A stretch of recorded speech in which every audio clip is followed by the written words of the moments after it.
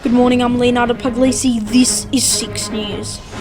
Today, breaking news. Did a Hawthorn resident tear down safety tape at Smart Street Reserve, or was it a butchered job by the council?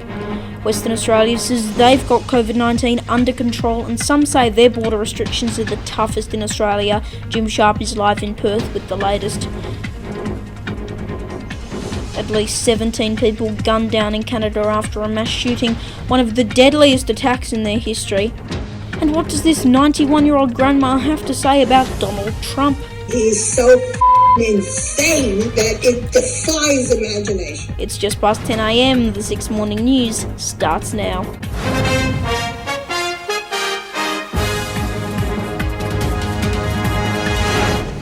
We come on the air this Thursday with some breaking news just into our newsroom following images of fences blocking a popular playground being removed. Benedict Puglisi joins me live in our newsroom. Ben, was this done by the council or was it vandalism? Oh, Leo, it was vandals. We've had confirmation from the Boroondara City Council that at least one vandal has pulled down all this tapes, pulled the poles out and destroyed the sign. Now, all of this sign was set up to protect the residents from going into this playground equipment where the children play. It's a very popular spot. As you can see from this exclusive footage, the signs, warning signs for the locals here about the COVID-19 was ripped off, and strangely workers' gloves were planted next to the fence post, allegedly to make it look like council work. Was this a political statement? I'm not sure. Right now, no charges have been laid. Leo. Ben, thank you. Now to WA, where their state government says they have COVID-19 under control, with some locals describing their border control as the toughest in Australia. Live to Perth, where retired mining industry executive Jim Sharp joins me now. Good morning, Jim. What's the situation like there? Western Australia, it's a time to pause and reflect. We seem to have been pretty lucky over here, compared to other parts of Australia and definitely other parts of the world. So we're sort of cautiously optimistic that at some time some of these restrictions might get get softened a little bit, but people are still a little bit nervous. Yeah, and Jim, what about the state's border control? It's been described as the toughest in Australia. Would you agree with that?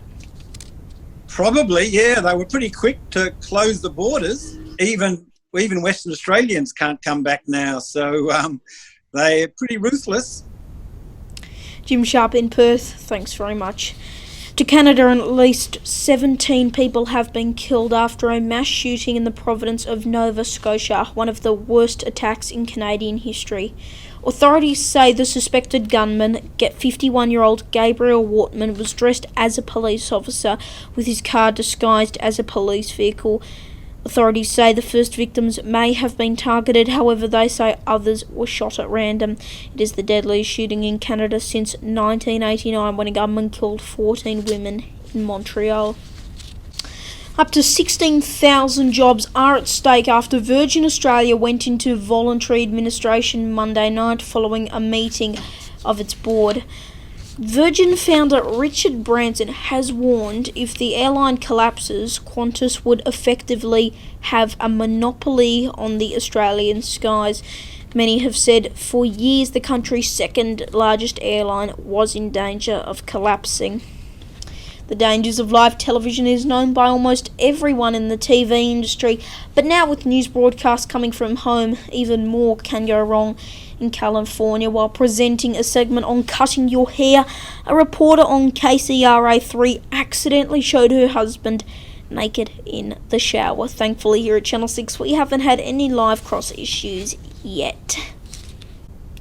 A 91-year-old grandma has gone viral after a video of her FaceTime was posted to Twitter by her granddaughter.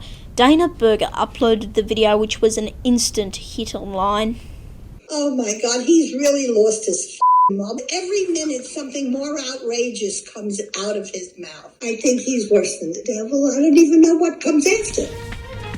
And with that, that is the 6 morning news for this Thursday. Our next major bulletin is on Sunday at 7:45pm. In the meantime, you can find the latest news on our Facebook and Instagram pages, and also using the hashtag 6NewsAU. I'm Leonardo Puglisi. Thanks for your company. Have a good day.